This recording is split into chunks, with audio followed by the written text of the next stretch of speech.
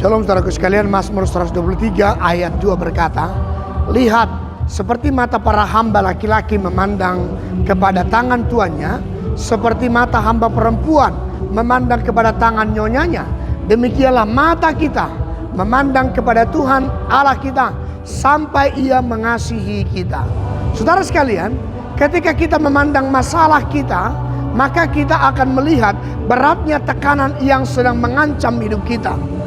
Tetapi jika kita memandang kepada salib Kristus, maka kita akan melihat betapa Tuhan sangat mengasihi kita dan betapa hebat kuasanya yang akan menyelesaikan semua masalah yang terjadi dalam hidup kita.